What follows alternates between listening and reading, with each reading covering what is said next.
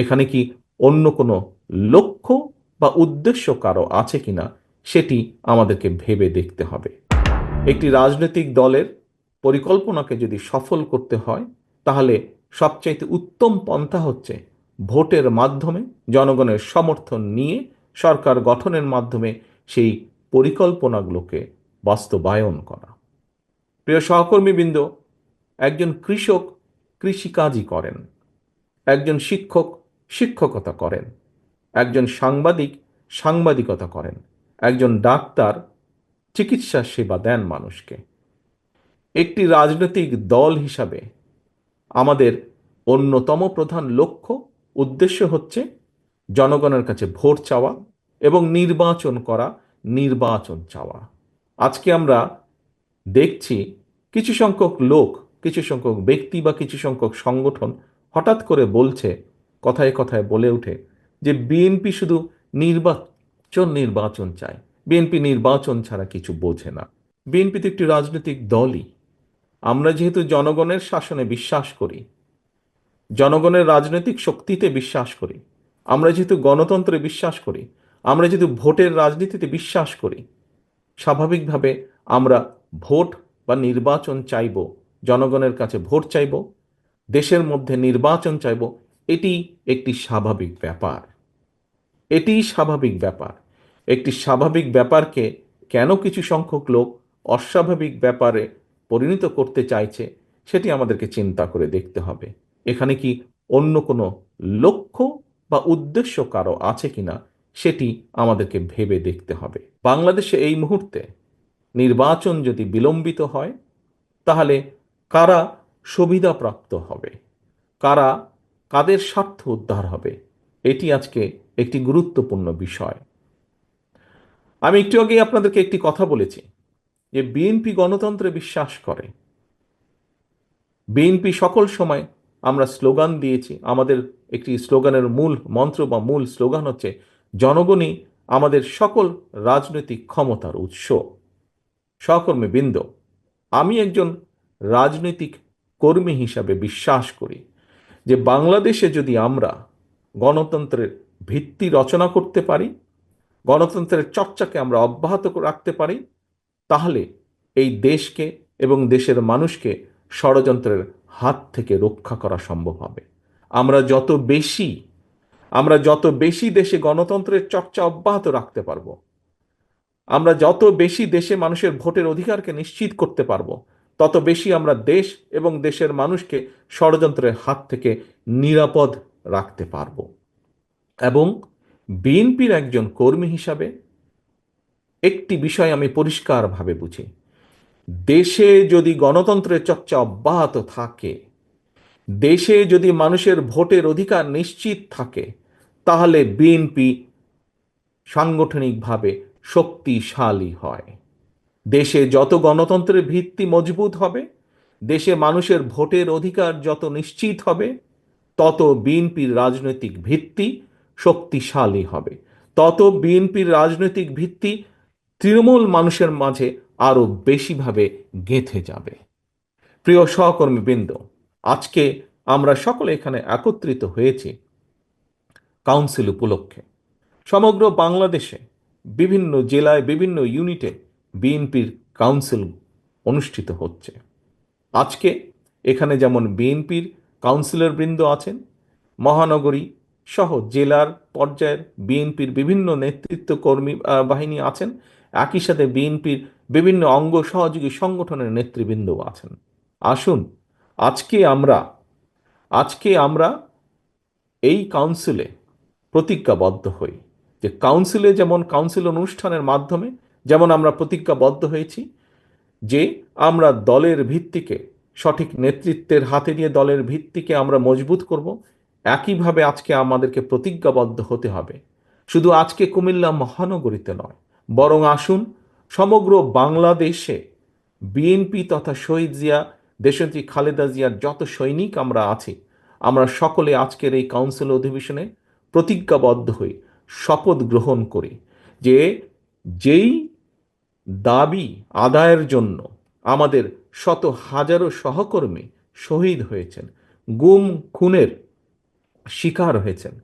যে বাংলাদেশের মানুষের যে দাবি, রাজনৈতিক দাবি আদায়ের জন্য ভোটের অধিকার, রাজনৈতিক দাবি বা বাক স্বাধীনতার অধিকার প্রতিষ্ঠার জন্য আমাদের শত লক্ষ হাজারো নেতাকর্মী গায়েবী মামলা, মিথ্যে মামলার শিকার হয়েছেন।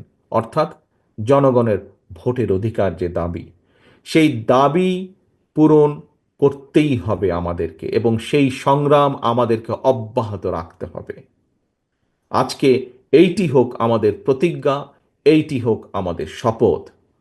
এবং প্রিয় সহকর্মীবৃন্দ, শুধু বাংলাদেশের মানুষের ভোটের অধিকার প্রতিষ্ঠিত করলেই হবে না, একই সাথে আমাদেরকে নিশ্চিত করতে হবে সেই ভোট, যেই ভোটের জন্য এই দেশের মানুষ, রাজনৈতিক এবং অরাজনৈতিক সকল প্রকার মানুষ জীবন পর্যন্ত কোরবানি দিয়েছে, সেই ভোট যাতে মানুষ নিশ্চিন্তে দিতে পারে, সেই ভোট যাতে মানুষ নিশ্চিন্তে দিতে পারে, সেই নিশ্চয়তাও আমাদেরকে রক্ষা করতে হবে, সেই নিশ্চয়তাও আমাদেরকে প্রতিষ্ঠিত করতে হবে। শুধু ভোটের অধিকার প্রতিষ্ঠিত করতে হবে না, ভোট প্রদানের অধিকারও আমাদেরকে নিশ্চিত করতে হবে। আজকে আমরা যদি পত্র পত্রিকা খুলি, আমরা যদি দেশের বিভিন্ন দিকে তাকাই, তাহলে আমরা কিছু কিছু ক্ষেত্রে কিছু কিছু অস্থিরতা লক্ষ্য করছি। একজন রাজনৈতিক কর্মী হিসাবে, একটি রাজনৈতিক দলের একজন কর্মী হিসাবে পরিষ্কারভাবে আমরা বুঝি যে স্বাভাবিকভাবে আজকে যারা দেশ পরিচালনার দায়িত্বে আছেন, অন্তর্বর্তীকালীন সরকার, আমরা খেয়াল করে দেখেছি এই অন্তর্বর্তীকালীন সরকারের বিভিন্ন বিষয় নিয়ে জনগণের মনে বিভিন্ন রকম প্রশ্ন দেখা দিয়েছে। আমরা এই সরকার গঠিত হওয়ার পর থেকে আমরা পরিষ্কারভাবে বলে এসেছি, আমরা চাই এই সরকারকে সমর্থন করতে। আমরা চাই বর্তমান অন্তর্বর্তীকালীন সরকার সফল হোক। কারণ বাংলাদেশের মানুষ মনে করে যে এই অন্তর্বর্তীকালীন সরকার এই দেশের মানুষের অধিকার রক্ষার জন্য যা যা প্রয়োজন সেই কাজগুলো তারা করবেন। এই দেশের মানুষের রাজনৈতিক যে অধিকার, যেই অধিকারকে বহু বছর আগে পলাতক স্বৈরাচার রাতের আধারে অস্ত্রের জোরে লুণ্ঠন করে নিয়ে গিয়েছিল, এই অন্তর্বর্তীকালীন সরকার একটি সুষ্ঠু এবং নিরপেক্ষ নির্বাচনের মাধ্যমে সেই অধিকার বাংলাদেশের মানুষের কাছে ফিরিয়ে দেবে। কিন্তু গত কিছুদিন ধরে আমরা অত্যন্ত দুঃখের সাথে আমরা লক্ষ্য করছি সরকারের ভেতরে বিভিন্ন ব্যক্তি বিভিন্ন রকম কথা বলছেন জনগণের অধিকার ফিরিয়ে দেবার ক্ষেত্রে। এর ফলে দেশের বিভিন্ন স্থানে বিভিন্ন রকমের অস্থিরতা তৈরি হচ্ছে। প্রিয় সহকর্মীবৃন্দ, আমি প্রথম দিকেই বলেছি, বাংলাদেশে আমরা অস্থিরতা দেখতে চাই না। বাংলাদেশে আমরা চাই, বহু অস্থিরতা হয়েছে, পলাতক স্বৈরাচার বাংলাদেশের অর্থনীতি বলুন, বাংলাদেশের কৃষি বলুন, বাংলাদেশের শিক্ষা ব্যবস্থা বলুন, স্বাস্থ্য বলুন, বাংলাদেশের বিচার ব্যবস্থা বলুন, বাংলাদেশের নির্বাচনী ব্যবস্থা বলুন, প্রত্যেকটি রাষ্ট্র কাঠামোকে ভেঙে চুরে গুড়িয়ে দিয়ে গিয়েছে। আমরা চাই এখন দেশ গঠন করতে, আমরা চাই দেশে স্থিতিশীলতা নিয়ে আসতে। কারণ দেশকে যদি সামনের দিকে এগিয়ে নিতে হয়, দেশের মানুষের ভাগ্যের পরিবর্তন যদি আমাদেরকে ঘটাতে হয়, তাহলে অবশ্যই দেশে স্থিতিশীলতা নিয়ে আসা অত্যন্ত প্রয়োজনীয়। কিন্তু আমরা লক্ষ্য করছি অন্তর্বর্তীকালীন সরকারের কিছু কিছু ব্যক্তির বক্তব্যে বিভিন্ন রকম অস্থিতিশীলতা তৈরি হচ্ছে। আমরা দেখছি অর্থনীতিতে অস্থিতিশীলতা, আমরা দেখছি সমাজের বিভিন্ন শ্রেণীতে বিভিন্ন অস্থিতিশীলতা, আমরা দেখছি প্রশাসনের বিভিন্ন স্থানে বিভিন্ন অস্থিতিশীলতা। আমরা পরিষ্কারভাবে আজ আবারও এই সম্মেলনের মাধ্যমে, এই সম্মেলন অনুষ্ঠানের মাধ্যমে আমরা বলতে চাই, আমরা এই সরকারকে আমরা সহযোগিতা করতে চাই। কারণ আমরা চাই এই সরকার যত স্মুথলি, যত সুন্দরভাবে এই সরকার একটি নিরপেক্ষ নির্বাচন অনুষ্ঠিত করতে পারবে, আগামী দিনে গণতান্ত্রিক যাত্রা তত স্মুথ হবে এই দেশের জন্য, এই দেশের মানুষের জন্য। আমরা আশা করব অন্তর্বর্তীকালীন সরকারের প্রতি মানুষের যে নিরপেক্ষতার প্রত্যাশা, সে নিরপেক্ষতা তারা বজায় রাখবেন। একই সাথে বাংলাদেশ জাতীয়তাবাদী দল মনে করে, বাংলাদেশ জাতীয়তাবাদী দল দৃঢ়ভাবে বিশ্বাস করে, গণতন্ত্রে বিশ্বাস করে, এবং গণতন্ত্রের একটি মূল মন্ত্র হচ্ছে আমরা আমাদের মধ্যে যে মতপার্থক্য থাকবে বিভিন্নভাবে বিভিন্ন জায়গায়, সেটি দলের ভিতরেই হোক, সেটি অন্য কোনো রাজনৈতিক দলের সাথেই হোক না কেন, আমরা মতপার্থক্য থাকলে আমরা বসবো, আমরা আলোচনা করব, আমরা সিদ্ধান্ত গ্রহণ করব, যা দেশের স্বার্থে হবে, যা দেশের মানুষের স্বার্থে হবে। কিন্তু মতপার্থক্যকে কোনোভাবেই আমরা বিভেদে রূপান্তরিত হতে দিতে চাই না। কারণ আমাদের মতপার্থক্য যদি বিভেদের মধ্যে বা বিভেদ সৃষ্টি করে, আমাদের নিজেদের মধ্যে সবচাইতে বেশি ক্ষতিগ্রস্ত হবে দেশ, ক্ষতিগ্রস্ত হবে দেশের মানুষ, ক্ষতিগ্রস্ত হবে এই দেশের গণতান্ত্রিক রাজনৈতিক দলগুলো, ক্ষতিগ্রস্ত হবে এই দেশের গণতান্ত্রিক রাজনৈতিক কর্মী, গণতন্ত্রে বিশ্বাসী মানুষগুলো।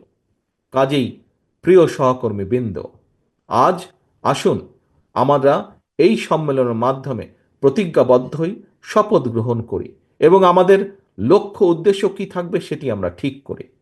লক্ষ্য উদ্দেশ্য আমাদের থাকবে শুধু কুমিল্লা মহানগরী নয়, কুমিল্লা জেলা সহ বাংলাদেশের 64 জেলা, সার্বিকভাবে সমগ্র বাংলাদেশে জাতীয়তাবাদী শক্তির প্রতিটি নেতাকর্মীর আজ এই মুহূর্ত থেকে লক্ষ্য এবং উদ্দেশ্য হবে ঐক্যবদ্ধ থাকা।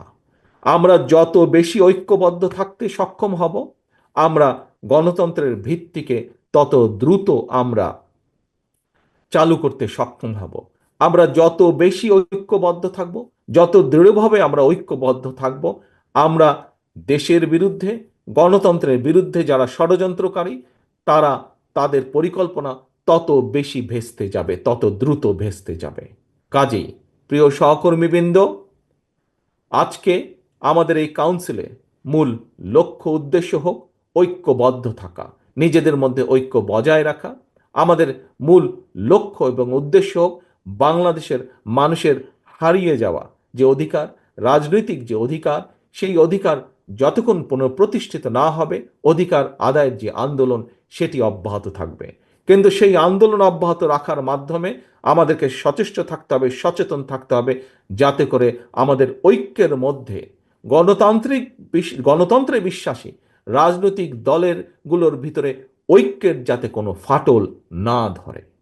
আমরা প্রত্যাশা করব অন্য যে সকল রাজনৈতিক দল আছেন, গণতান্ত্রিক রাজনৈতিক দল আছেন, তারাও তাদের পরিকল্পনা দেশের মানুষের সামনে তুলে ধরবেন। দেশের মানুষই হচ্ছে প্রধান বিচারক, কার পরিকল্পনা তারা গ্রহণ করবেন। এই দেশের মালিক বাংলাদেশের জনগণ, কাজে বাংলাদেশের জনগণই সিদ্ধান্ত নিবে কাদের পরিকল্পনাকে তারা সমর্থন দিবে, কাদেরকে তারা দায়িত্ব দিবে আগামী দিনে দেশ পরিচালনা করার। আজকে যদি আমরা নিজেদের মধ্যে যত বেশি অপ্রয়োজনীয় তর্ক বিতর্কে আমরা লিপ্ত হব, তত বেশি ক্ষতিগ্রস্ত হবে দেশ, ক্ষতিগ্রস্ত হবে দেশের মানুষ, ক্ষতিগ্রস্ত হবে এই দেশের গণতন্ত্রের ভবিষ্যৎ, ক্ষতিগ্রস্ত হবে এই দেশের রাজনৈতিক যতগুলো গণতান্ত্রিক রাজনৈতিক প্রতিষ্ঠান আছে সেইগুলো। কাজেই বহু ক্ষতির ভিতর দিয়ে বিগত 15 বছর ধরে এই দেশের মানুষ দেশ গিয়েছে। আসুন, এখন হচ্ছে দেশ গড়ার পালা।